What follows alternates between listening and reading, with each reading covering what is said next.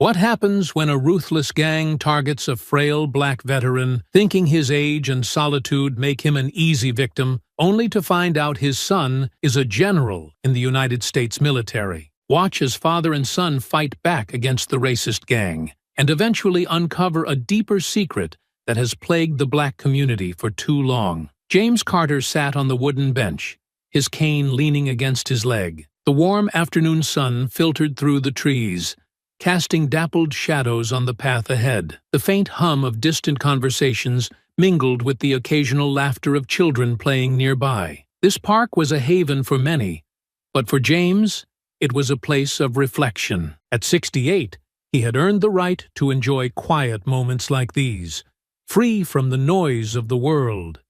He shifted slightly, leaning back as a breeze swept through the park.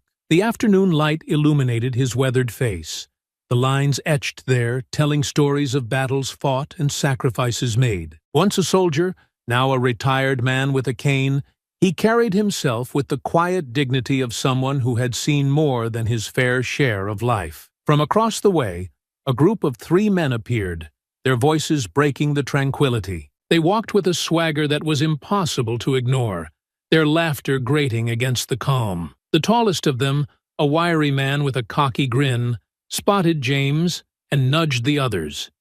James noticed them, but kept his gaze forward, unwilling to engage. His instincts, honed by years of experience, told him trouble was brewing. The 3 men, no, boys, he corrected himself, were looking for entertainment, and James, sitting alone with his cane, looked like an easy mark. "Hey, old man," one of them called out, his voice loud enough to make heads turn. James didn't react, letting the comment slide as he shifted his gaze to the trees. He'd heard worse in his lifetime and didn't see any point in giving them the satisfaction of a response. "Yo, Gramps, we're talking to you," another chimed in, stepping closer. Their sneakers scuffed the pavement as they approached, the sound deliberate and mocking. James sighed softly, adjusting his grip on the cane. It wasn't fear that made him tense. It was annoyance. He had come to the park for peace, and now that peace was being rudely interrupted. "What's the matter? Too deaf to hear us, or just too stuck up to say hello?" The leader sneered, leaning forward with a crooked smile. James turned his head slowly, his eyes locking onto the group. His voice, calm but firm, cut through the tension. "Afternoon, gentlemen." The casual response seemed to disarm them momentarily, their laughter faltering. Then, as if to overcompensate, the leader smirked. "Gentlemen? That's rich. But we're not here for niceties, old man. We're here to remind you who runs this place." James didn't flinch. He simply studied them, his silence a deliberate statement. The leader took another step forward, his companions flanking him. The mood shifted, their amusement now tinged with hostility. They expected fear. What they found instead was an unshakable resolve. The tension hung in the air like a heavy cloud, the leader's crooked smile widening as he took another step forward. His companions followed suit, spreading out slightly to surround the bench where James sat. The afternoon sun highlighted their confident postures, their arrogance palpable. "You look real comfortable here, old man," the leader sneered, his tone dripping with condescension. "Like you think this place belongs to you." James didn't rise to the bait. Instead, he let his gaze sweep over the trio, his expression steady and calm. "What exactly do you want?" he asked, his voice low but clear. The leader chuckled, glancing back at his companions before turning back to James. "What do we want? Man, you're sitting in the wrong park to ask that question. Don't you know your place?" James raised an eyebrow, his grip tightening slightly on his cane. "And what place would that be?" The leader's face twisted into a sneer. "Anywhere but here. See, guys like us, we don't take kindly to outsiders trying to act like they belong. You know what I'm saying?" The words were a thinly veiled excuse, but James understood their real meaning. Racism wasn't subtle, and neither were these men. He leaned forward slightly, his calm demeanor masking the simmering anger beneath. "This park's open to everyone," he said simply. "But I'm guessing that's not what this is about, is it?" One of the others, a stocky man with a shaved head, barked a laugh. "Look at him, trying to play dumb, like he doesn't know exactly why we're here." James met their laughter with silence, his steady gaze never wavering. "I'd rather hear it from you," he said after a beat, his tone sharp enough to cut through their noise. The leader smirked, crossing his arms as he leaned closer. "You want to hear it? Fine. Guys like you think you can just walk around like you own the place, like we're supposed to just stand by and take it. Well, not today, old man. Today, you're gonna learn something." The venom in his voice didn't faze James. He'd faced hatred before, in far worse circumstances than this, but it didn't make the sting any less. He let their words settle, each one fueling the quiet fire within him. "You think I need to learn something?" James asked, his voice soft but firm. "No, I think it's you who needs the lesson." The leader's smirk faltered for a moment, then hardened into a scowl. "Oh, I think we'll teach you just fine." He gestured to his companions, who stepped closer, their movements synchronized like predators circling prey. "I won't be intimidated by a bunch of cowards," James said. The leader's smirk didn't waver as he circled James, his voice dripping with disdain. "Cowards? You think we're the cowards here?" he sneered, glancing at his companions. "No, you're the one who's out of place. You don't belong here. Never have." James's grip on his cane tightened, his calm demeanor hiding the fire simmering within. "Out of place?" he echoed, his voice steady but firm. "I've fought for this country. I've earned my place wherever I choose to be. What have you done that makes you so entitled to claim this park as yours?" The leader froze for a moment, caught off guard by the question. His sneer faltered, replaced by a flash of anger. "You want to know what I've done? I've watched people like you ruin everything. My old man lost his job to one of you. 20 years. Gone in a day.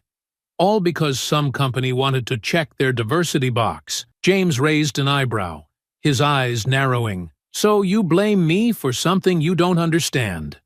You think I walked into a company and demanded someone else's livelihood? You're using excuses to justify your hate." The stocky man to James's right interjected, his voice thick with resentment. "You don't get it.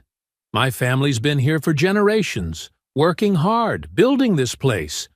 Then people like you come in, acting like it's yours. Schools, jobs, neighborhoods, it's all slipping away." James let out a slow, deliberate breath, leaning forward slightly. "You think I don't know what it means to work hard? I've spent my entire life proving myself to people like you who believed I didn't belong. You think I didn't earn my place?" The leader's sneer twisted back into a grin, but it didn't reach his eyes. "Yeah, right. Bet you're gonna tell us your big sob story now. How you had it so hard. Let me guess, you started with nothing, worked your way up, and now you think you're better than us. Save it, old man." James's voice sharpened, cutting through their jeers. "I started with nothing, but not because of laziness or entitlement, like you want to believe. I fought in wars, buried brothers, and came home to a country that still didn't think I belonged. And now, decades later, I sit here in a public park, minding my own business, and I'm still dealing with the same hate." The leader laughed, but it was hollow, a weak attempt to mask his discomfort. "You think we care about your little war stories? That doesn't change the fact that you people ruin everything." James's gaze hardened. "The only thing ruining anything here is your hatred. It doesn't make you stronger.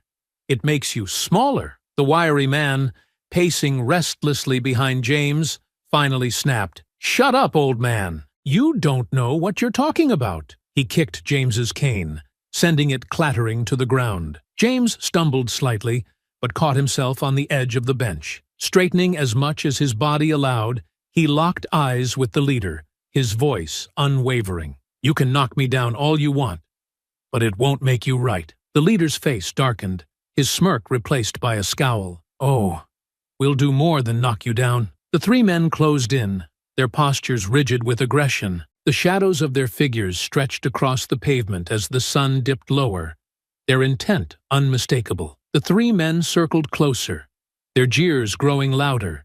But James remained seated, his sharp eyes tracking each of them. His body ached, his muscles protesting, but his mind was as sharp as ever. He slowly adjusted his posture, steadying himself against the bench, as if preparing for the inevitable. "You're just gonna sit there and take it?"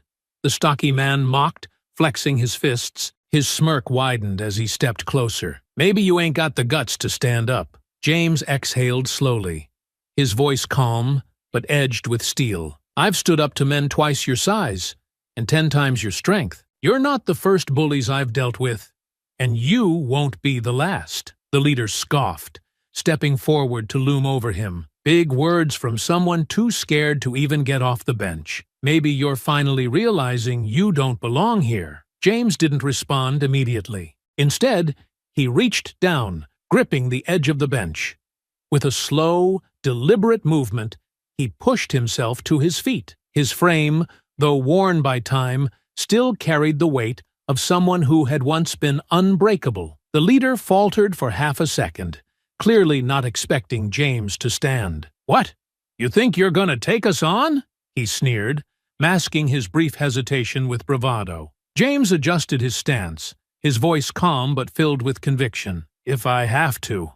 The stocky man laughed loudly, shaking his head. "You're outnumbered, old man." "What? You think you're back in the army? This isn't some war zone." James's lips tightened, the fire in his gaze unmistakable. "Every day's a war zone when people like you try to tear others down." The tension snapped like a rubber band. The wiry man made the first move, lunging forward with a wild swing. James sidestepped with surprising agility, using the man's momentum against him. He grabbed the attacker's arm and twisted, sending the wiry man stumbling forward. Before James could reposition, the stocky man rushed in, his bulk aimed like a battering ram. James braced himself, shifting his weight to absorb the blow. Their bodies collided, and James staggered back, but remained upright. He retaliated with a sharp jab to the man's ribs, his knuckles finding their mark with practiced precision. "Not bad," the leader muttered, stepping forward. He feinted to the left before driving a knee toward James's midsection. The strike landed, and James grunted in pain, stumbling back a step. "You're getting old, soldier," the leader mocked, advancing again. James straightened, his face set in determination. "Old enough to know how to handle punks like you." The wiry man recovered, his expression twisted with rage. He charged again, aiming lower this time, attempting to sweep James's legs. James anticipated the move, shifting just enough to avoid the full brunt of the attack. The wiry man's momentum carried him off balance, and James delivered a hard elbow to his back, sending him sprawling to the ground. The leader, now visibly irritated, motioned for the stocky man.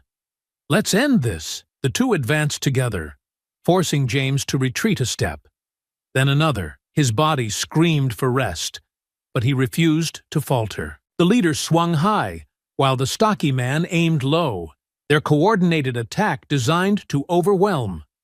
James ducked the first blow and blocked the second with his arm, but the impact sent pain radiating through his body. Gritting his teeth, he lashed out with a kick to the stocky man's knee, momentarily halting his advance. "Enough games!" the leader barked, throwing a wild punch that clipped James's shoulder.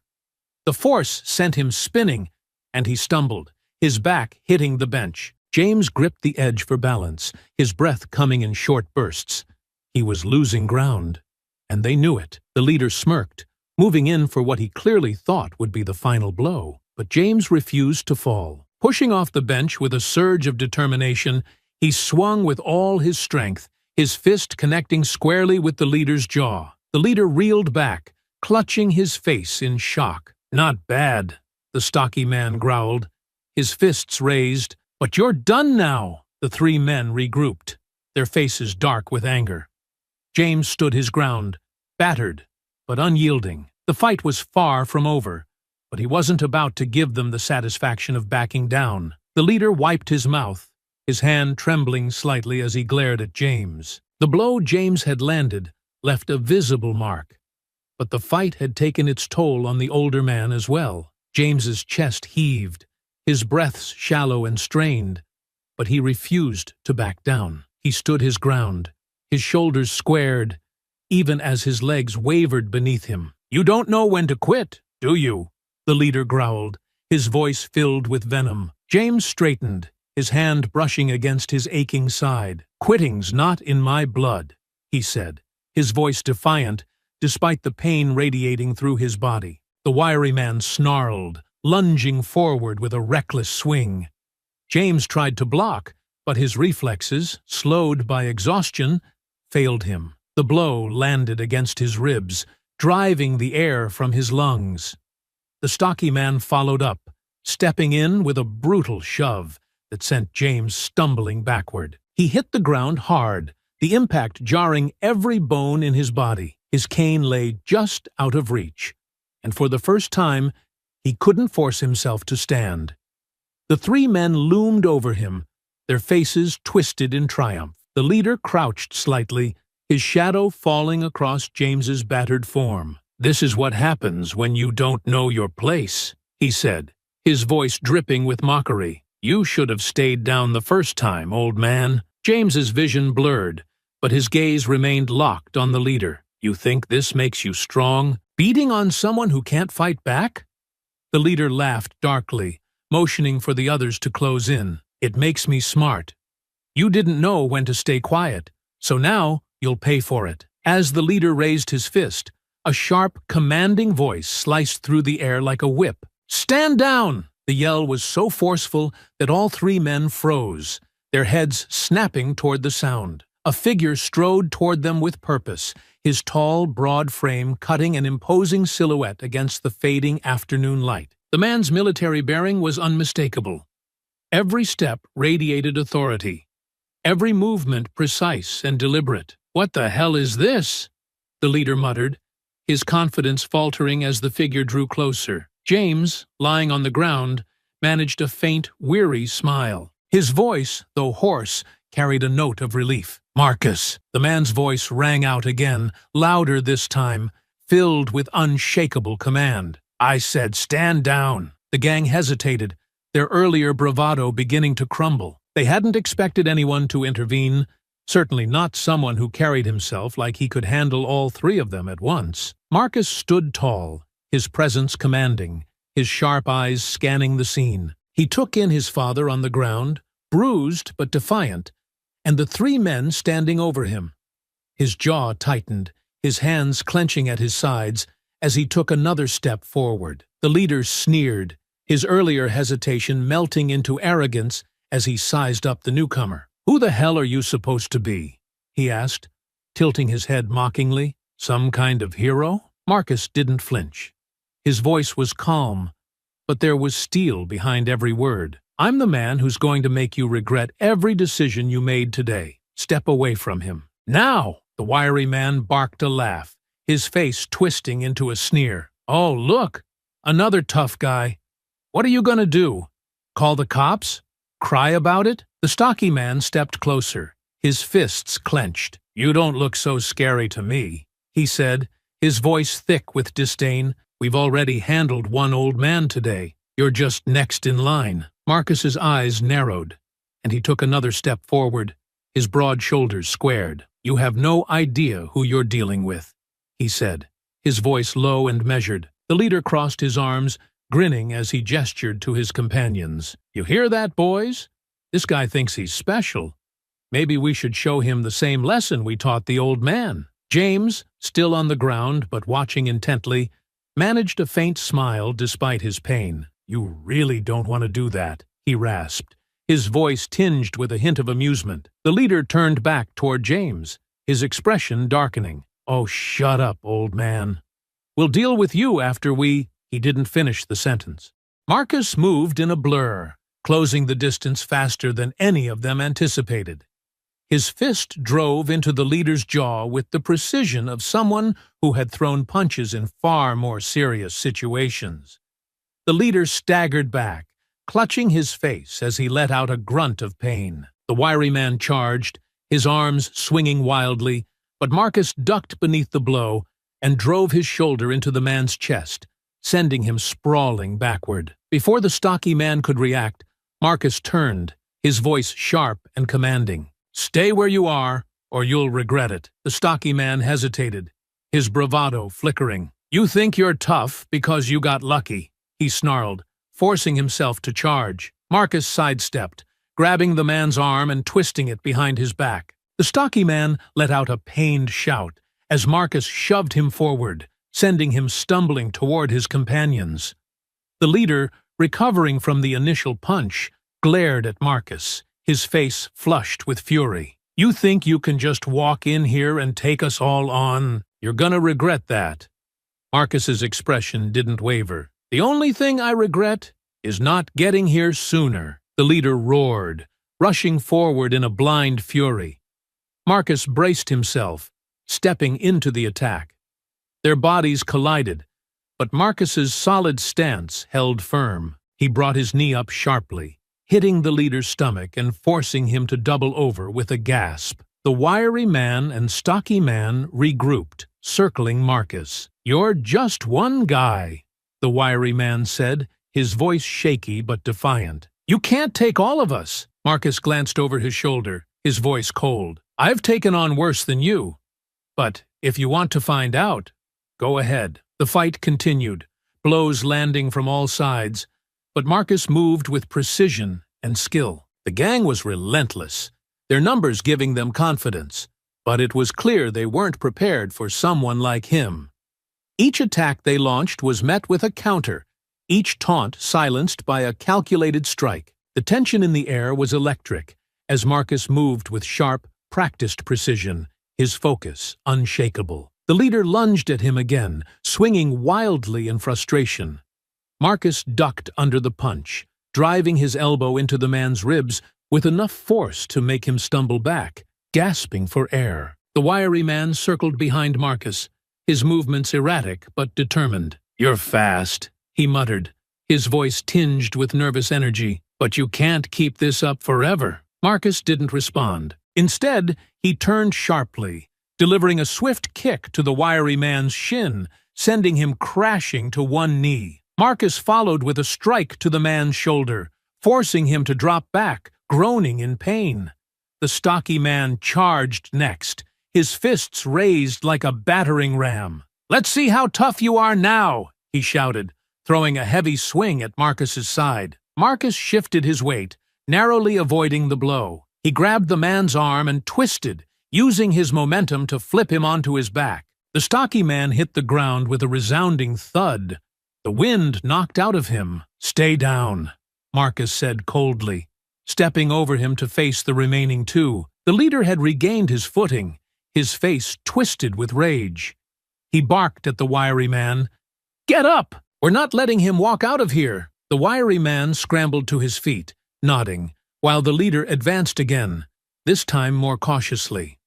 The two of them tried to flank Marcus, their movements coordinated, but lacking the finesse of a seasoned fighter. Marcus dodged one attack, blocking another with his forearm before countering with a sharp uppercut to the leader's jaw. The wiry man saw an opening and lunged at Marcus's back, a grin spreading across his face as he raised his fist for a blindside blow. But before the wiry man could strike, a cane came down hard against his arm, knocking him off balance.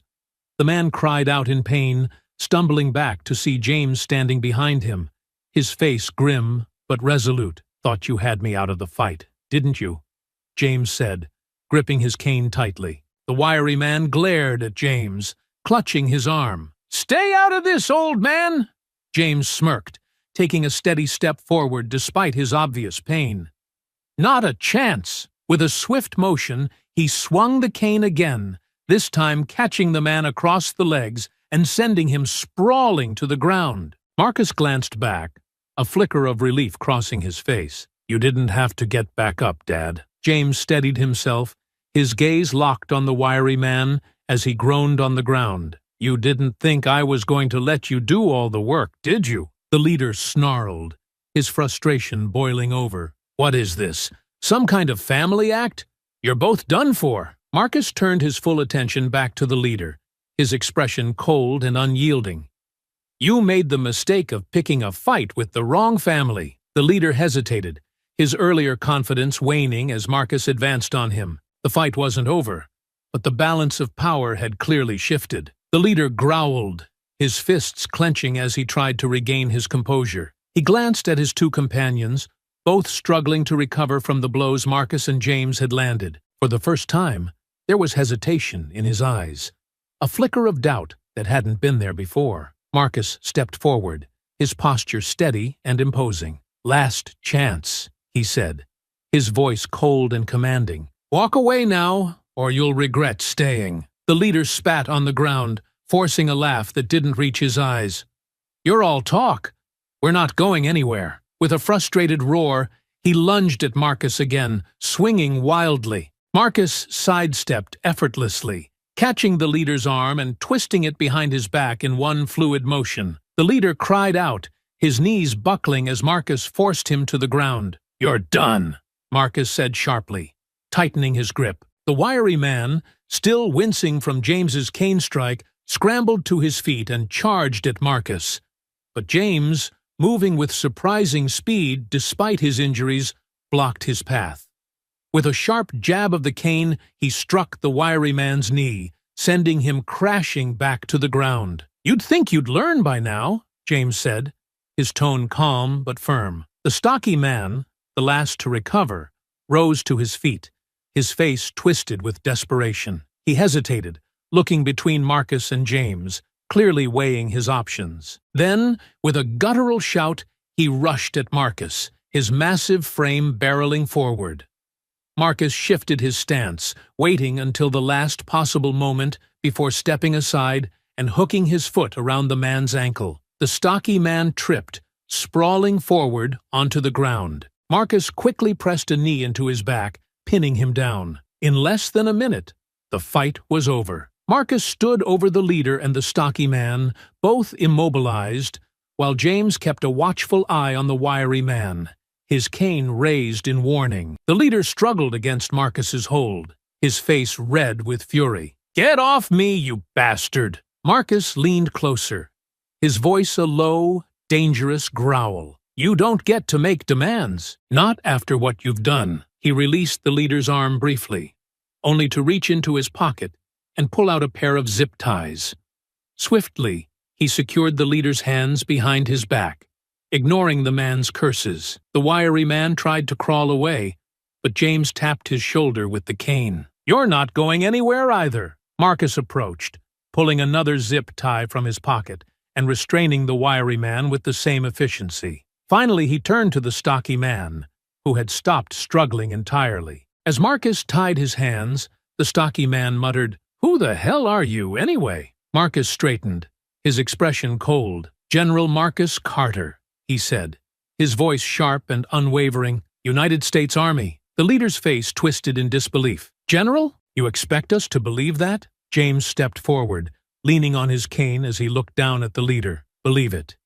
You picked a fight with the wrong man." Marcus stood tall, looking between the three subdued men. "You've assaulted a veteran and endangered the lives of others in this park. You're lucky you're walking out of here in one piece." The leader opened his mouth to retort, but stopped, his gaze dropping to the ground. James, his voice calm but filled with quiet triumph, added, "This is what happens when your hate blinds you. You lose." Marcus nodded, pulling out his phone. "Now, let's call someone to come pick up this trash." The low hum of distant sirens grew louder, cutting through the stillness of the park. Marcus stood over the restrained men, his arms crossed, his sharp eyes scanning their every move. Beside him, James leaned against his cane, his breathing heavy but steady, watching as the situation began to settle. Moments later, a patrol car rolled up onto the paved path, its lights flashing.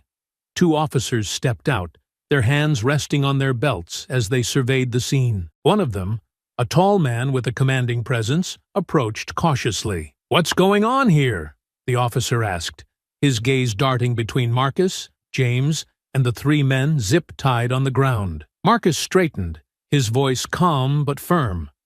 "Assault. These three men attacked my father." The officer's eyes narrowed, moving from Marcus to James, who nodded in confirmation. They came at me first, James said, his voice steady despite the bruises already forming on his face. My son stepped in to stop them. The second officer crouched near the restrained men, who were now glaring but saying nothing. These guys? They attacked you? Marcus gestured toward the leader, who was still writhing against his restraints. Him and his friends. They've been harassing people here. And today, they decided to pick a fight with the wrong person. The leader, his voice dripping with disdain, finally spoke up. This is bull. They started it. We were just defending ourselves. The stocky man chimed in, his voice desperate. Yeah, they hit us first. Look at what they did. Marcus's face darkened, and his tone turned icy. You want to play the victim now, after cornering an unarmed veteran and beating him to the ground? Don't even try it. The first officer raised a hand to calm the escalating tension. All right, let's get this straight. We'll need everyone's statements. Sir, he said, addressing Marcus, what's your name? General Marcus Carter, United States Army. Marcus replied, his voice sharp and authoritative. The officer blinked, momentarily caught off guard. General? All right then. And you say these three assaulted your father? That's right, Marcus said, unprovoked. They targeted him, harassed him, and when he stood up to them, they attacked. I arrived during the fight and subdued them. The second officer frowned, standing up from the wiry man he'd been inspecting. And you zip-tied them yourself? Marcus met his gaze without flinching. Yes, they were a danger to my father and anyone else in this park. Restraining them was necessary to stop the assault. The wiry man spat on the ground. Necessary? You're not a cop. You think you can just— Quiet, the first officer snapped, cutting him off. He turned back to Marcus and James. We'll need to take your statements down at the station. Are either of you in need of medical attention? James shook his head slightly. I'll be fine. I've had worse. Marcus glanced at his father, concern flickering in his eyes. I'll take him to the hospital once this is sorted out. But you'll want to check these three for priors. Something tells me this isn't the first time they've pulled something like this. The officers exchanged a look before the first one nodded. We'll start by running their IDs. For now, we'll take them into custody and get everyone's statements. As the officers began securing the gang members, the leader glared up at Marcus. This isn't over, he snarled. You'll regret this. Marcus leaned down slightly, his voice low and unyielding. The only thing I regret is not stopping you sooner. You picked the wrong fight, and now you'll face the consequences. The leader fell silent, his bravado crumbling as the officers led him and his accomplices toward the patrol car. As the officers began guiding the restrained men toward the patrol car, the atmosphere in the park seemed to settle, the earlier tension giving way to a sense of resolution. Marcus remained vigilant, his gaze fixed on the gang members as James leaned heavily on his cane, his weariness starting to show. The officers moved quickly, checking IDs and preparing to load the men into the back seat. One officer tightened the zip ties on the stocky man, who grimaced but stayed silent. The wiry man, still grumbling under his breath, muttered something incoherent, but didn't resist. The leader, however, was different. His eyes darted around, calculating and restless. His bravado had returned in small flickers, and Marcus noticed the way his fingers fidgeted, his legs subtly testing the restraint. James, watching from nearby, leaned toward Marcus. He's planning something, he said quietly, his voice firm despite his fatigue. Marcus nodded slightly. I see it. Let's stay ready. The first officer, preoccupied with his clipboard, stepped away to radio dispatch about the situation. The second officer moved to open the patrol car's door, distracted by the wiry man's complaints about the zip ties being too tight. The leader seized his moment. With a sudden burst of energy, he twisted sharply, yanking his arms forward and snapping the zip tie in a way that startled everyone. Before anyone could react, he shoved the stocky man into the second officer and bolted, his legs pumping furiously as he sprinted toward the tree line. Hey, stop! The first officer shouted, fumbling with his radio as he turned to give chase. Marcus's instincts kicked in immediately. He surged forward, his military training screaming for action. but James's voice stopped him. "Marcus, don't!"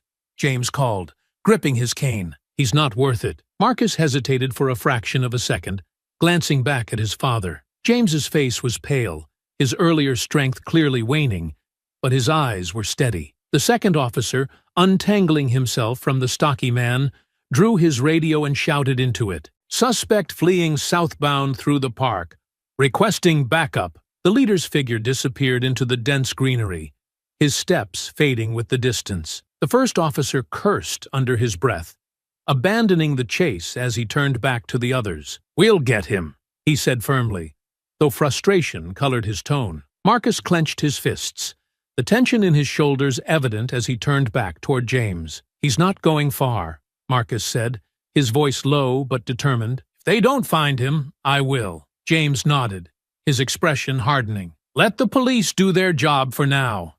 He'll slip up sooner or later." The two officers regrouped, their focus shifting to securing the remaining two gang members, who now looked shaken by their leader's sudden escape. The stocky man muttered something under his breath, but the wiry man simply stared at the ground, his bravado gone. Marcus glanced toward the tree line one last time, his jaw tightening. He knew this wasn't over.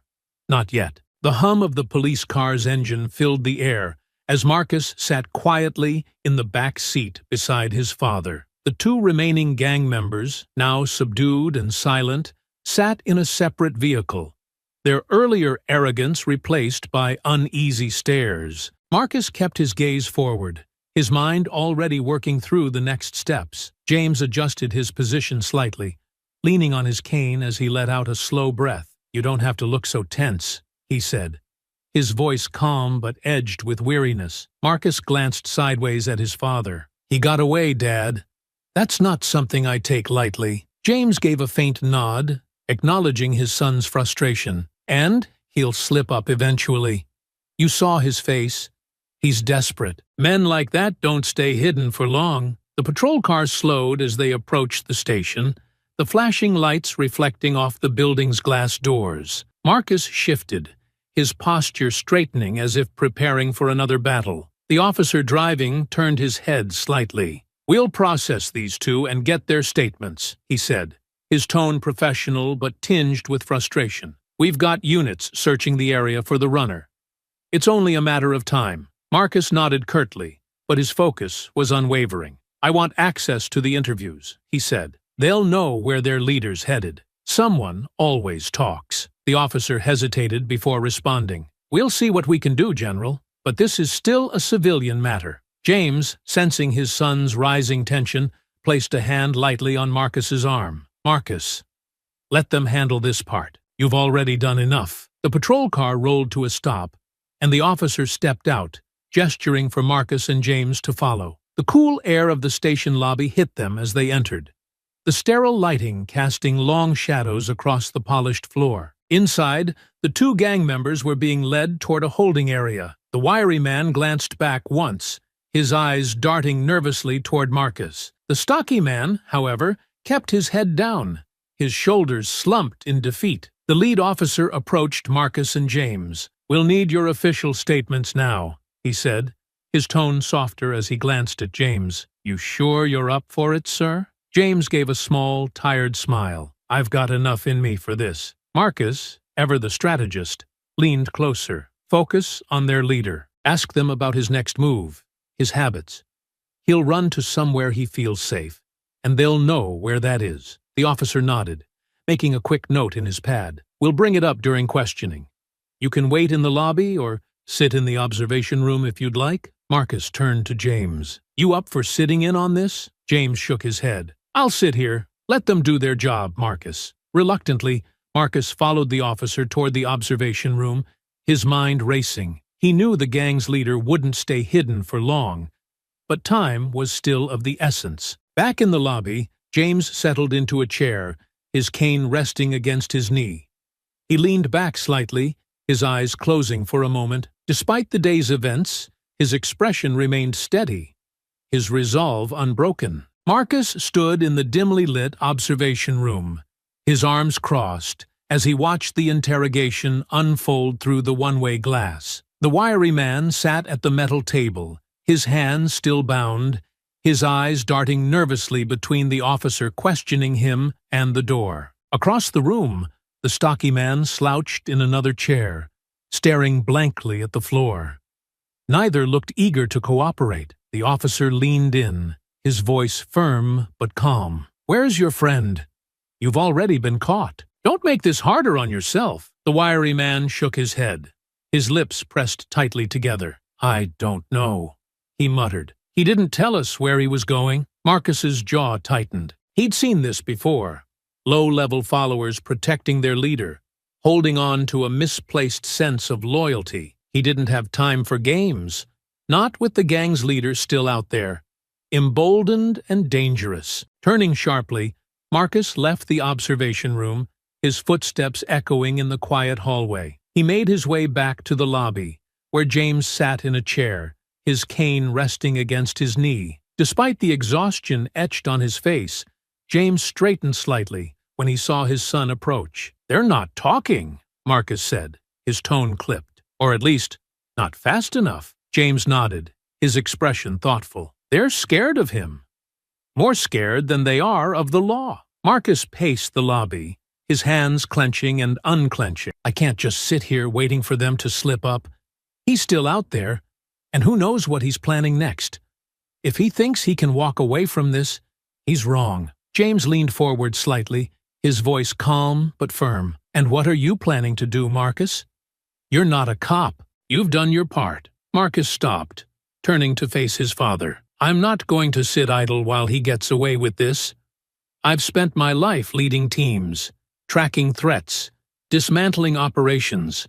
I can do it again. But this time, it's personal." James studied his son for a moment, then nodded slowly. "You'll need more than just your experience. You'll need strategy, connections, and someone who knows how people like him think." Marcus met his father's gaze, a faint smile tugging at the corner of his mouth. "I was hoping you'd say that." James pushed himself to his feet, leaning heavily on his cane but standing tall. "Then, let's get to work." He made the mistake of underestimating the wrong family. We're not going to let him make it twice. Together, they left the station, their purpose clear. Marcus's military precision and James's hard-earned wisdom would be more than enough to hunt down the man who thought he could escape justice. Marcus and James sat across from each other in James's modest living room, the low hum of the overhead fan breaking the silence. On the coffee table between them were James's old notebooks and Marcus's sleek laptop, each a testament to their respective approaches, one rooted in wisdom and experience, the other in modern efficiency. "I made a few calls," Marcus began, his tone measured. "Reached out to some old contacts. Turns out our friend isn't just some small-time thug. He's part of something bigger." James raised an eyebrow, leaning forward. "How much bigger?" Marcus tapped on his laptop, pulling up a series of documents and mugshots. "The leader, the one who ran, is Gary Gunner Hughes. He's connected to a network of hate groups operating in the region. Small cells, but they coordinate. Recruitment, propaganda, and, when they think they can get away with it, violence." James's jaw tightened as he scanned the photos on the screen. "So, this wasn't random. They targeted me because of who I am." Marcus nodded grimly. "That's exactly it. They see someone like you, someone who's lived a life of service, someone who stands as a symbol of dignity, and they want to tear it down. It's not just personal, Dad. It's political, it's ideological, and it's dangerous." James exhaled slowly, his hand gripping his cane. "And the two we caught, they know all of this?" "They might," Marcus said, leaning back, "but they're low-level, muscle. People like Gary don't share much with their foot soldiers. But there's a pattern to their movements, and Gary's name has been flagged in a few incidents over the last year. Vandalism, harassment, assault. He's got priors, and they paint a picture of a man who thinks he's untouchable." James sat silently for a moment, his expression unreadable. Then he nodded. "So, what's the plan? How do we find him?" Marcus's lips pressed into a thin line. "We start with his network. He's not going to stay quiet for long, not with two of his men in custody. they'll have hideouts, fallback spots. If we can figure out where he feels safe, we'll find him. James tapped a finger on the edge of the coffee table. Hate groups like this thrive on secrecy. They're careful about who they let in and what they share. You'll need someone who understands their mindset. Someone who can anticipate their moves. Marcus smirked faintly. You volunteering for that job? James met his son's gaze, his expression serious. I've been dealing with men like this my whole life. I know how they think, what drives them, and I'm not letting you take this on alone. Marcus nodded, his respect for his father evident in his eyes. Then we'll work together. Start digging into Gary's connections, tracking his movements. He won't stay hidden for long. As Marcus pulled up more information on his laptop, James flipped through his old notebooks, recalling names, incidents, and patterns from his past. Together, they began piecing together the bigger picture, one that revealed not just a single man on the run, but an entire network of hatred waiting to be dismantled. The next morning, Marcus and James sat in a dimly lit room lined with maps, notes, and a whiteboard they had quickly assembled in James's garage. The quiet hum of determination filled the space as they reviewed everything they had uncovered the night before. On the whiteboard were photographs of Gary Gunner Hughes and the two men in custody, along with a web of connections to names and locations Marcus had pulled from his military contacts. This here, Marcus said, pointing to a run-down warehouse on the map, is where one of Gary's known associates operates. We've got records showing meetings there in the past, but nothing recent. It's likely a fallback point or a stash house. James leaned forward, his hand resting on the edge of the table. And this one? He asked, pointing to another marker on the map near the edge of town. A bar, Marcus replied. One that's been flagged for hosting known members of these hate groups. My contact says Gary's been seen there a few times in the past month. If he's desperate, he might risk reaching out to someone there. James nodded, his face grim. We start there. If he's running, he's going to need allies, and fast. He's arrogant, but even a man like him knows he can't do it alone. Marcus grabbed his phone, scrolling through recent updates. I've sent what we have to a couple of my old intelligence buddies. They're running deeper checks on Gary's known associates. Meanwhile, I'll coordinate with the local authorities and let them know about these locations. If Gary shows up, we'll know. James frowned slightly, his fingers tapping against his cane. And what if the authorities drag their feet? This isn't exactly their top priority. Marcus met his father's gaze, his voice steady. Then we move ourselves. I'm not waiting around while Gary gets further ahead. Every second we waste is another chance for him to regroup and go after someone else. James studied his son for a moment before nodding. You're right, but if we're going to act, we need to do it smart. We can't rush in without knowing what we're walking into. Marcus smirked faintly. Planning's my specialty, Dad. But I've seen what happens when people like Gary think they've won. They get careless. They make mistakes. That's when we strike. James exhaled deeply, his expression thoughtful. This isn't just about us anymore, Marcus. If Gary's connected to a network this big, then stopping him sends a message. To all of them. Marcus placed a reassuring hand on his father's shoulder. We'll stop him, Dad. Him and anyone who stands with him. Their conversation was interrupted by Marcus's phone vibrating on the table. He picked it up, his expression sharpening as he read the message. What is it? James asked, leaning forward. Marcus's eyes flicked up to meet his father's. One of my contacts just sent me intel. Gary might have been spotted near that bar we flagged. If he's there, he's desperate. And sloppy. James grabbed his cane, pushing himself to his feet. Then we've got work to do. Marcus nodded, his voice steady but determined. Let's finish this. Marcus and James pulled up a short distance from the bar, parking in a nondescript sedan Marcus had borrowed from a local contact. The building was as run down as the report suggested.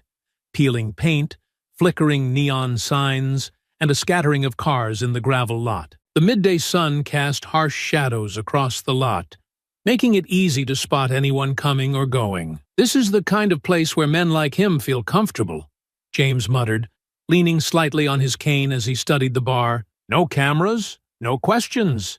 and no one willing to stick their neck out. Marcus nodded, scanning the lot with a pair of binoculars. My contact says Gary's been seen here a few times, usually meeting with other lowlifes. If he's desperate, he'll come here looking for support. He handed the binoculars to James. What do you think? James took the binoculars, narrowing his eyes as he studied the vehicles and the entrance. The truck by the side door. Rusted, dented, but the plates are newer. Someone who doesn't want attention but needs to stay mobile. Marcus grinned faintly.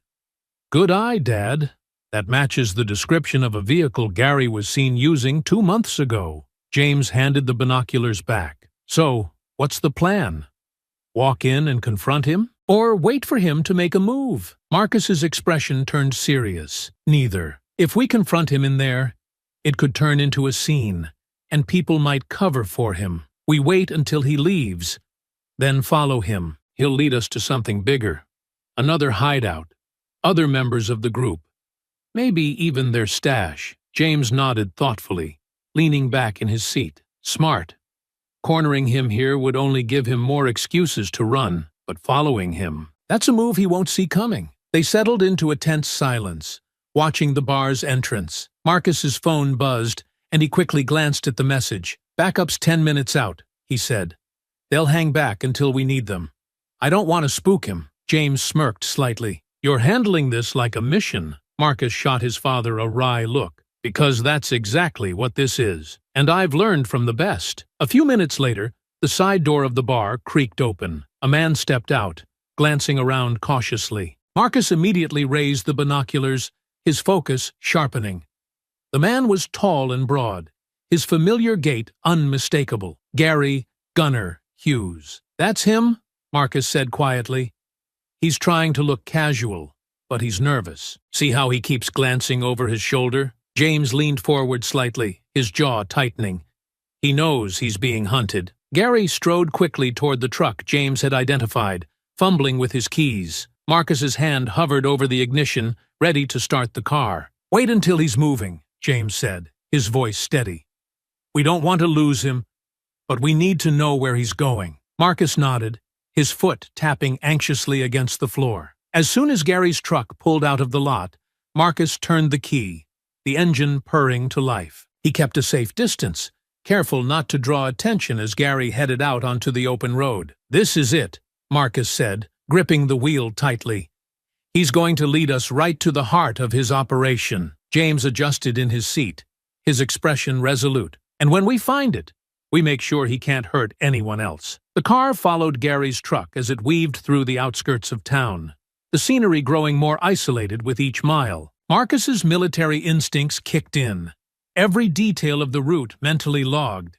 Every turn a potential ambush point. This isn't just about him anymore, James said quietly. It's about all of them. Marcus nodded, his eyes never leaving the truck ahead. And we'll make sure they all pay. The truck's taillights flickered as it made a sharp turn onto a narrow, unmarked dirt road, kicking up a plume of dust in its wake. Marcus slowed the sedan, easing it onto the same path, careful to keep his distance while staying within view. The dense trees on either side loomed like silent sentinels, their shadows stretching across the uneven trail. This isn't just a hideout, James murmured, his eyes scanning the surroundings. It's isolated. Whatever's at the end of this road, they don't want anyone stumbling onto it. Marcus nodded, his jaw tight as he focused on the truck ahead. Good. The further out they are, the easier it'll be to contain them. The path twisted and turned, narrowing with each mile until the truck finally came to a stop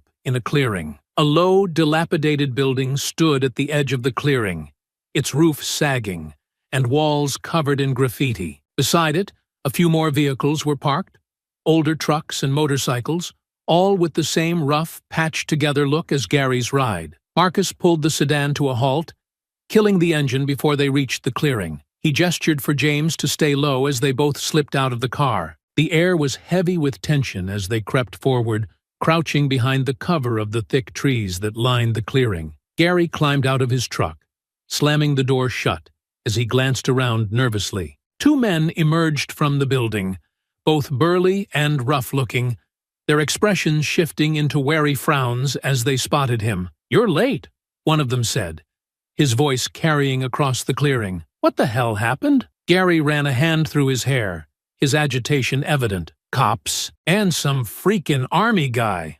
I barely got away." The other man folded his arms, his tone laced with skepticism. "And the others?" "Caught."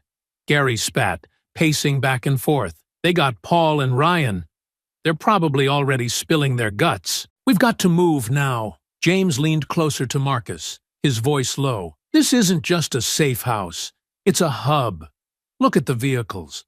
This is a meeting point." Marcus nodded, his sharp eyes taking in every detail. "If Gary's this desperate, he'll try to rally them, but he's rattled. They'll make mistakes." Another man stepped out of the building, this one older but more composed. His presence seemed to silence the group immediately. Marcus narrowed his eyes, recognizing the authority in the man's posture. "That's their leader," Marcus whispered. "Gary's not running the show here. He's answering to him." The older man spoke, his voice cold and measured. "Calm down, Gary. We don't run just because the heat's on. We regroup, we reorganize, and we strike back when the time is right." "Strike back?" Gary's voice cracked with disbelief. "They've got everything on us. Names, locations, everything. We need to disappear." The older man stepped closer, his expression hardening. "You don't decide the plan. I do. And if you can't follow orders, maybe you don't belong here anymore." Gary's protests faltered, his bravado crumbling under the older man's glare. Marcus turned to James, his voice a barely audible whisper. "We've got enough evidence now. Vehicles, faces, and their leader. This isn't just Gary's mess. It's an operation." James nodded, his grip tightening on his cane. "Then we call it in. Let the authorities move in and shut them down before they scatter." Marcus hesitated, his instincts telling him this was the moment to strike, but also the moment to tread carefully. "I'll signal my backup, but we need to hold position until they get here.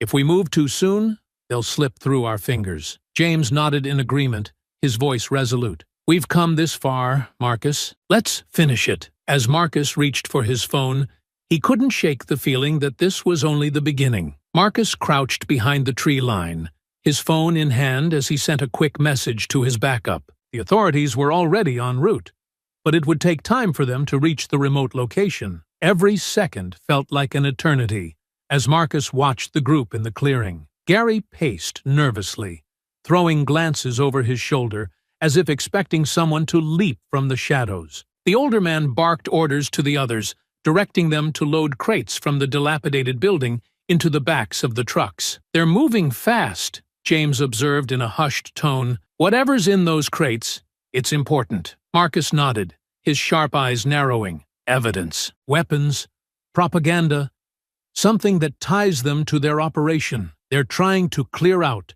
before the authorities show up." The group worked with frantic energy, their earlier bravado fading under the weight of their leader's sharp commands. Gary, however, looked increasingly unstable. He muttered to himself, his hands shaking as he fumbled with the latch on a crate. "This isn't going to end well for him," James said, his voice low. Marcus exhaled slowly, weighing their options. "If they get those trucks moving, they'll scatter. We can't let that happen. We need to stall them until backup arrives." James nodded, gripping his cane tightly. "Then let's make sure they stay right where they are." Marcus crept forward, careful to stay in the cover of the trees.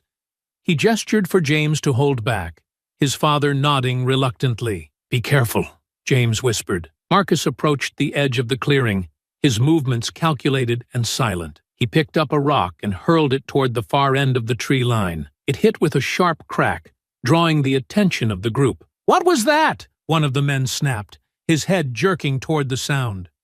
Gary froze, his eyes wide. "I told you they'd find us," he hissed, gripping the older man's arm. The older man shoved him off roughly. "Shut up!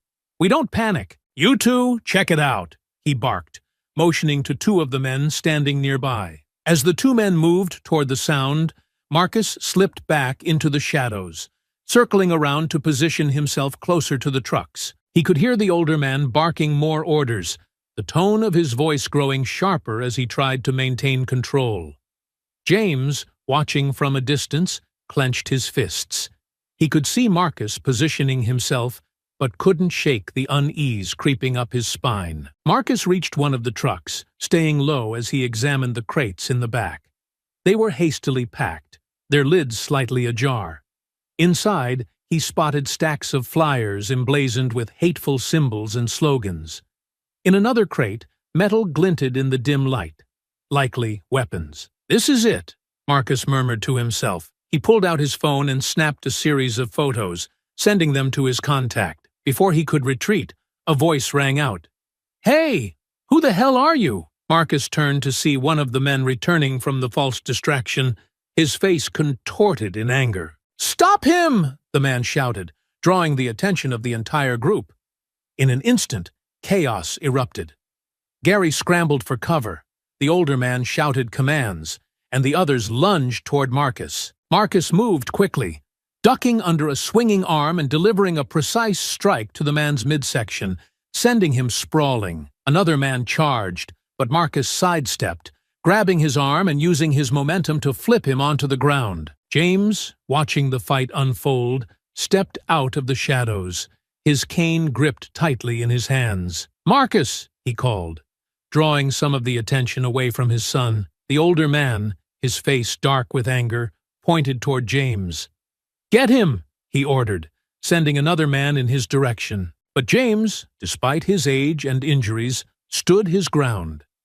As the man lunged, James swung his cane with precision, striking the attacker's knee and sending him stumbling. "Looks like you underestimated the old man," James muttered, his eyes sharp with determination. Marcus fought off another assailant, his movements fluid and calculated. The sound of approaching sirens cut through the air, growing louder with each second. "Backup's here," Marcus called to his father.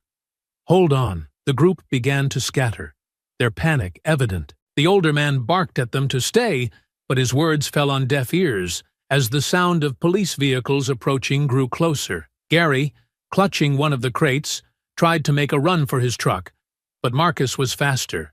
He intercepted him with a sharp tackle, sending both of them to the ground. "Not this time!" Marcus growled, pinning Gary down as the first police car skidded into the clearing. The flashing red and blue lights flooded the clearing as the police cars came to a screeching halt. Officers poured out, weapons drawn, their voices booming commands that echoed through the trees. "Hands in the air! Get on the ground now!" The chaos froze for a moment. The gang members, caught between the overwhelming police presence and Marcus's unrelenting determination, hesitated. Gary writhed under Marcus's grip, his face contorted with rage and desperation. "Let me go!" Gary spat, twisting futilely. Marcus tightened his hold, his voice low and firm. "You're not going anywhere, Gary.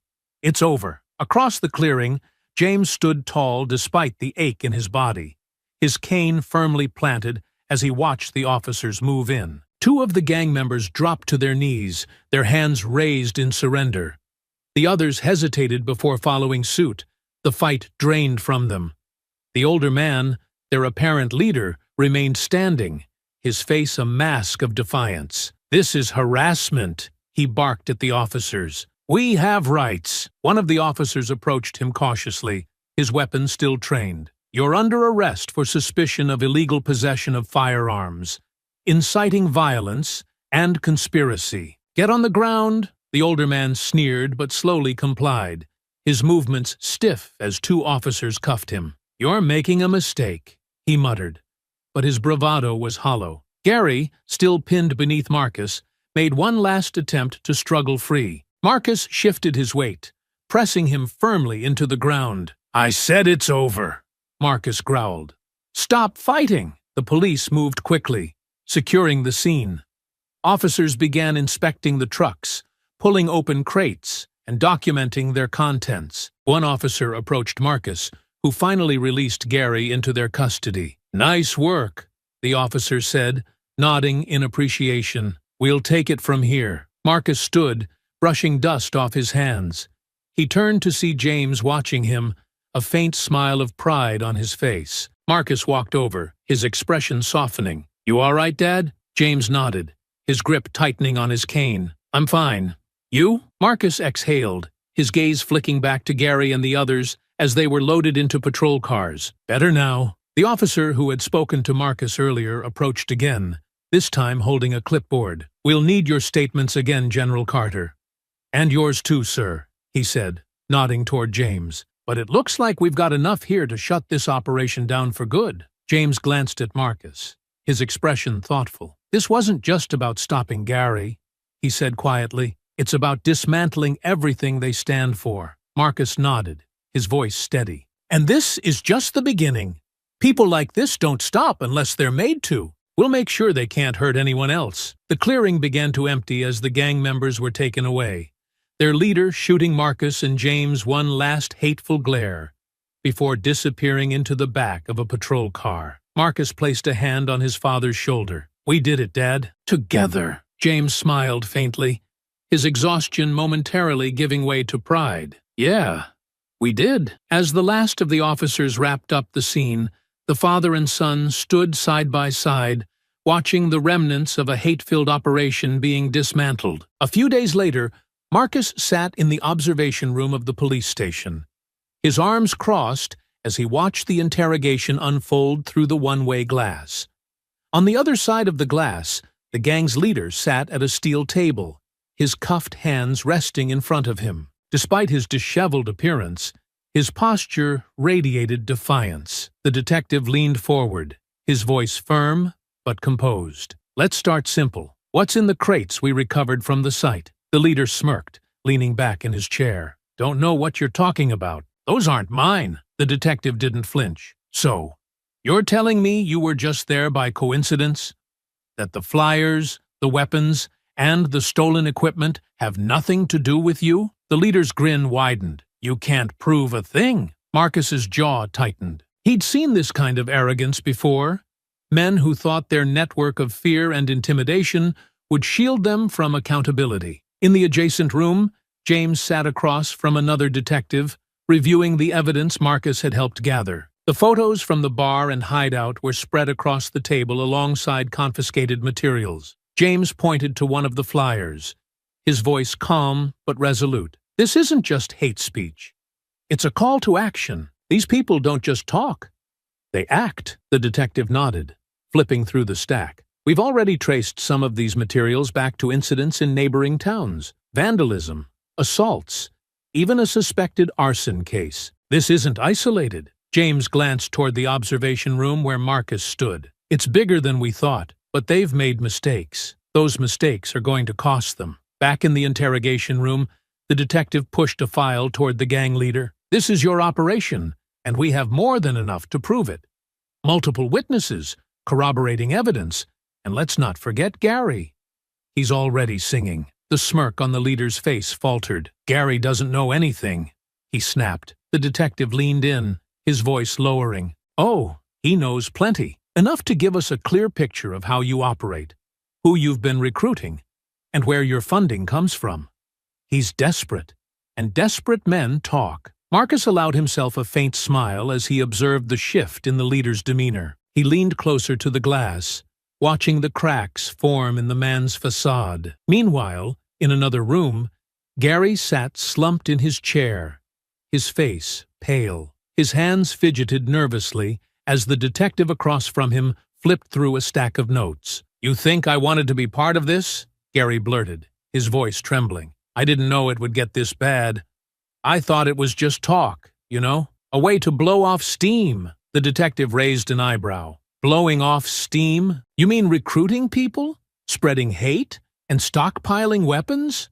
Gary stammered, his words tumbling out. "I didn't want to hurt anyone.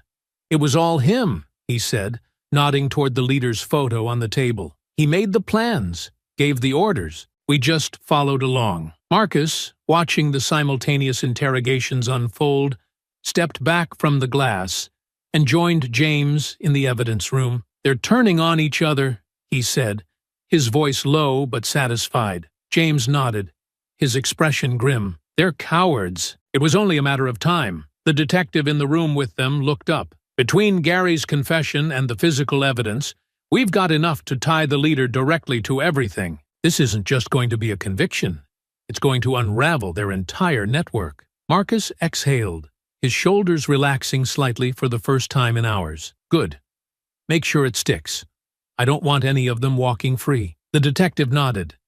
We'll keep you updated as we build the case. This operation's going to take down more than just these men. You've done a lot more here than you realize. Marcus glanced at his father, a small but meaningful smile on his face. We came here to stop Gary.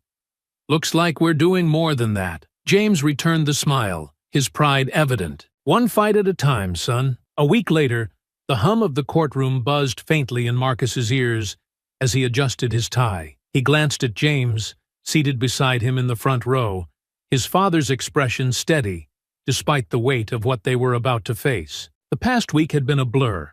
Interrogations, meetings with prosecutors, and an unrelenting focus on ensuring every piece of evidence was ironclad.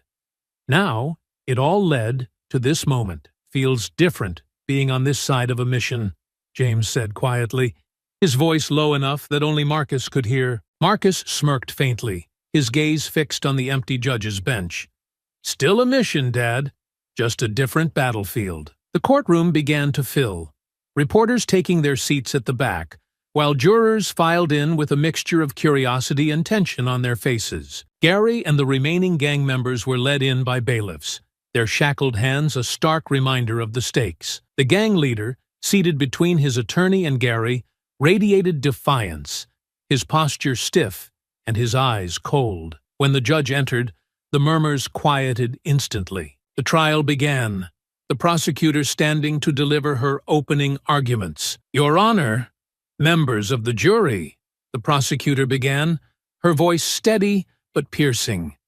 This case is not just about one incident or one group of individuals. This case is about a coordinated, deliberate effort to intimidate, harass, and harm. It's about an ideology of hate that manifested in violence. The jurors leaned forward, their attention riveted. Behind them, Marcus and James watched with matching expressions of quiet intensity. The prosecutor gestured toward the defense table, where the gang sat stoic, their faces masks of indifference or poorly disguised fear. The defendants you see before you didn't just act out of impulse. Their actions were calculated. They were part of a broader operation.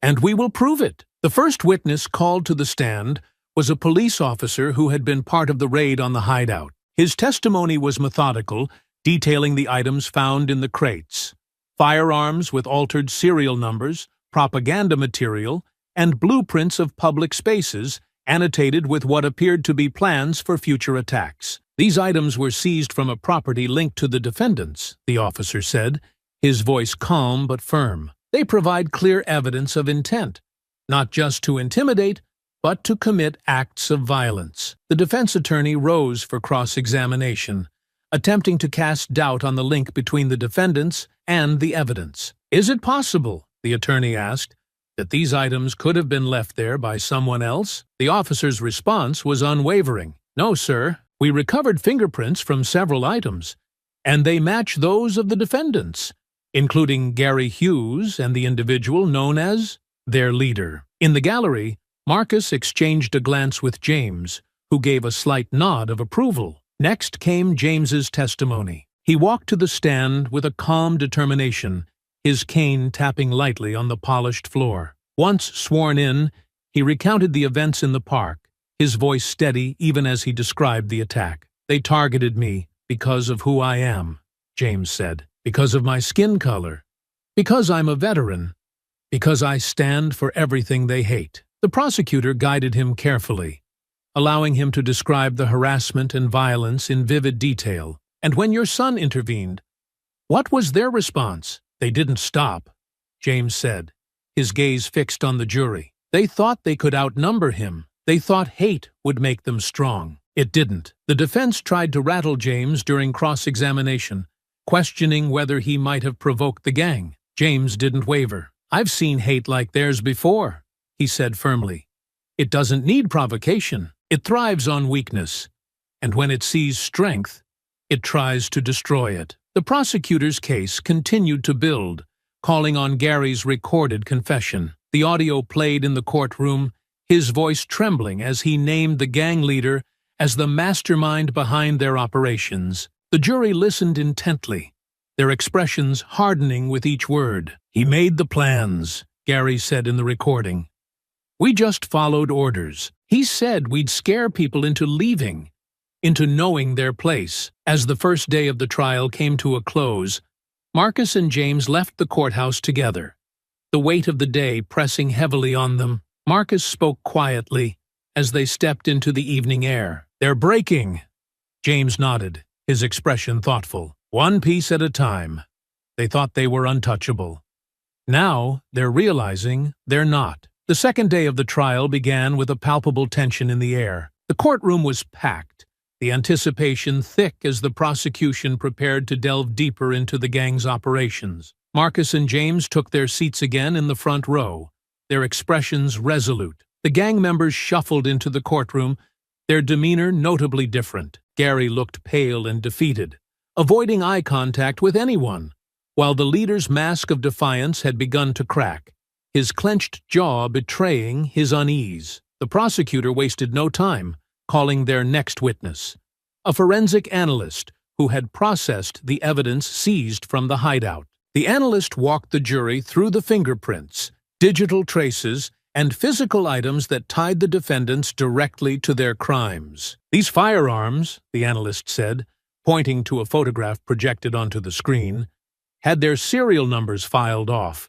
which is a common practice for illegal weapons. "We recovered prints from 3 of the defendants, including Gary Hughes and the individual known as the leader." The defense attorney stood for cross-examination, attempting to poke holes in the testimony. "You can confirm these weapons were present, but can you definitively prove my clients used them?" The analyst didn't hesitate. "The prints on the grips, triggers, and ammunition boxes strongly suggest active handling. Additionally, text messages recovered from Gary Hughes's phone indicate discussions about obtaining and distributing these weapons." A murmur rippled through the gallery. Marcus leaned toward James, his voice low. "They're burying them. Every piece of evidence is a nail in their coffin." The prosecution shifted gears, presenting footage from the raid. The jury watched intently as officers moved through the hideout, uncovering the crates, weapons, and propaganda materials. The footage showed the gang members' disorganized scramble,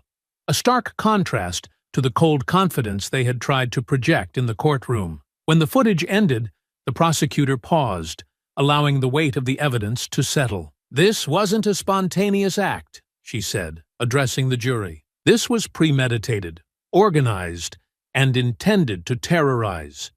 The defendants sought to create chaos, to assert dominance through fear." The defense tried to regain footing by calling Gary to the stand. He shuffled forward, his shackled hands clinking as he sat down. His attorney painted him as a misguided man who had been manipulated by the leader, desperate for belonging. "Gary," the defense attorney began, "how did you come to be involved with this group?" Gary hesitated, his eyes darting nervously toward the leader before he spoke. I met them at the bar. They said they were about protecting our way of life, standing up for what we believe in. I didn't know it would go this far." The prosecutor rose for cross-examination, her expression sharp. "Mr. Hughes, you claim you were unaware of the group's intentions, yet you actively participated in their operations. You handled weapons, you attended meetings, and you attacked an unarmed veteran in a public park. Is that correct?" Gary swallowed hard, his voice trembling. "Yes, but I didn't think it would lead to this. He motioned toward the leader, made all the plans. He told us what to do." The prosecutor's voice hardened. "So you admit to following his orders, even when you knew they were wrong?" Gary's head hung low. "Yes." The prosecutor turned to the jury. "Ladies and gentlemen, Mr. Hughes may try to downplay his involvement, but his actions speak for themselves. He was not just a follower. He was an active participant." As Gary was led back to his seat, the weight of his testimony hung over the courtroom. The gang's leader avoided looking at him, his stoic mask slipping further. Marcus watched intently, his arms crossed. "They're turning on each other. The leader's losing his grip." James nodded, his gaze fixed on the defendants. They built this on fear and loyalty. Now both are crumbling. As the session ended, the judge announced that sentencing would begin the next day, the jury having heard sufficient evidence to deliberate. Marcus and James left the courtroom, the final pieces of the gang's downfall in motion. "We've done our part," James said, as they stepped into the fresh evening air. "Now it's up to the system to finish it." Marcus glanced back at the courthouse, his voice firm. "They'll pay for what they've done. Every single one of them." The courtroom was silent as the judge entered, taking her seat behind the bench. The gallery was packed, every seat filled with reporters, community members, and those who had followed the trial closely. Marcus and James sat together in the front row, their expressions steady as they prepared for the final verdict. "All rise," the bailiff called, and the room stood as the judge surveyed the defendants. The gang members sat at the defense table, their postures tense. Gary looked resigned, his shoulders slumped, while the leader stared straight ahead, his jaw set in defiance. The jury foreman stood, clearing his throat as he prepared to deliver the sentencing recommendations. "Your Honor, after careful deliberation, we have reached a unanimous decision on all charges." The judge nodded. "Proceed." "For the defendant Gary Hughes," the foreman began, "we recommend a sentence of 12 years for his role in conspiracy to commit violence and assault, with eligibility for parole after serving 2/3 of the term." Gary's head dropped, his face pale. He muttered something under his breath, but his attorney placed a hand on his shoulder, silencing him. The foreman continued, "For the defendant identified as the group's leader, we recommend the maximum sentence of 25 years without the possibility of parole, due to his role as the orchestrator of the crimes, possession of illegal firearms, and incitement of violence." A murmur rippled through the gallery as the leader's expression twisted into a sneer. He leaned toward his attorney, hissing, "This isn't over." The judge's gavel struck, silencing the room. "Order in the court," she said firmly before turning her attention to the defendants. "Gary Hughes, you will serve 12 years in a federal penitentiary for your actions. Your choices to follow orders and participate in hate-driven violence have consequences. I hope you use this time to reflect." She turned to the gang leader, her tone hardening. "As for you, your role as the architect of these crimes leaves no doubt in this court's mind that you are a danger to society. 25 years without parole ensures that you will have ample time to consider the lives you've damaged and the communities you've terrorized." The gavel struck again, marking the conclusion of the sentencing.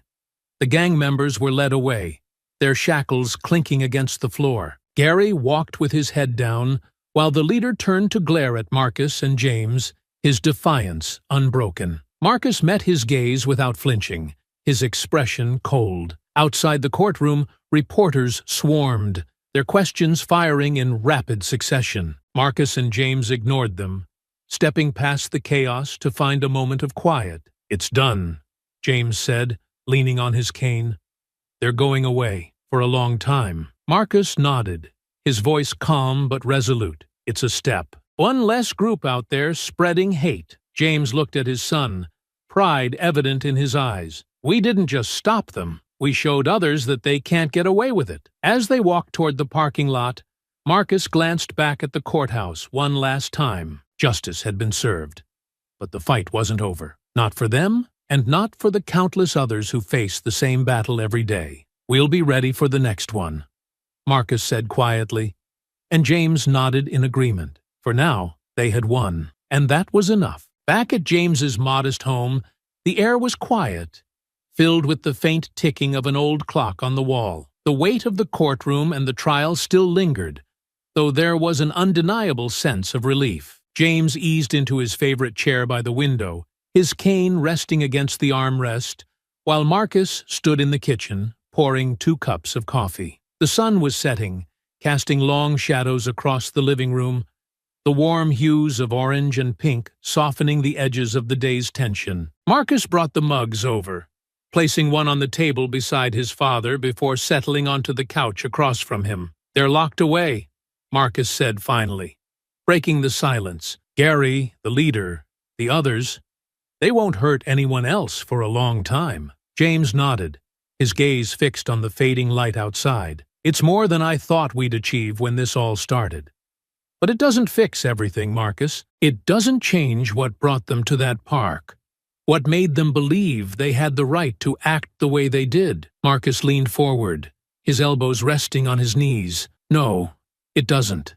And it doesn't stop the ones out there we don't know about yet. But it's a start, Dad. A big one. James's lips pressed into a thin line as he sighed deeply. You know, when I was younger, I thought we'd be past this by now. I thought all the fighting we did, civil rights, integration, proving ourselves over and over again, would mean something, would lead somewhere. He shook his head slightly, a mix of frustration and sadness flickering across his face. But here we are, still dealing with the same hate, just wearing different faces. Marcus watched his father closely, the weight of his words sinking in. It's exhausting, Marcus admitted, his voice quieter now, to keep fighting battles that shouldn't have to be fought. But it's also why we can't stop. They win if we let ourselves believe it's hopeless. James turned to him, his expression softening. You've got a fire in you, Marcus.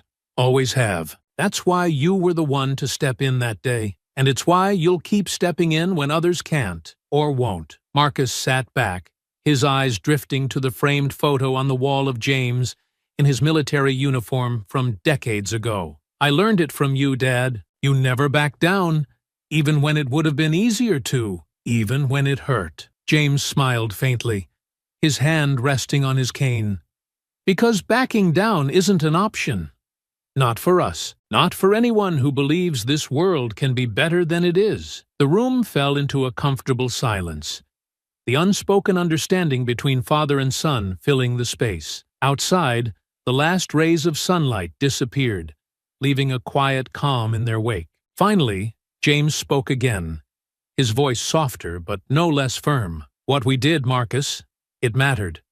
It might not end the fight, but it'll make someone else's fight a little easier. And that's enough for me. Marcus nodded, his resolve strengthening. It's enough for now, but we'll keep pushing, for as long as it takes. They sat together, 2 generations bound by a shared determination to stand against the darkness, knowing that while the fight was far from over, they'd done their part to tip the scales toward justice. I hope you enjoyed that story.